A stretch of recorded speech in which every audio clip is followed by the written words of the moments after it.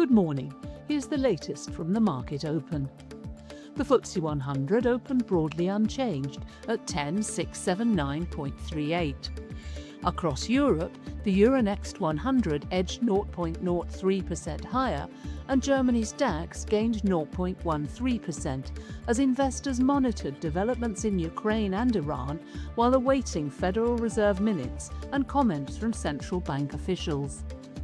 US markets were closed on Friday for the Independence Day holiday.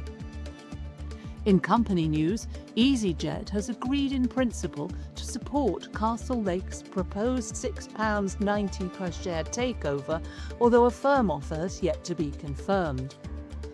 ITV has agreed a £1.6 billion sale of its media business to Sky, allowing ITV Studios to become a standalone content group.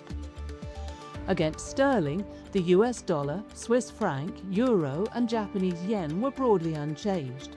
The Australian dollar edged higher and Bitcoin fell. In commodities, copper strengthened, while gold, Brent crude and natural gas all traded lower following OPEC's decision to increase production targets. That's your market open. I'm Fiona Craig. Have a great day.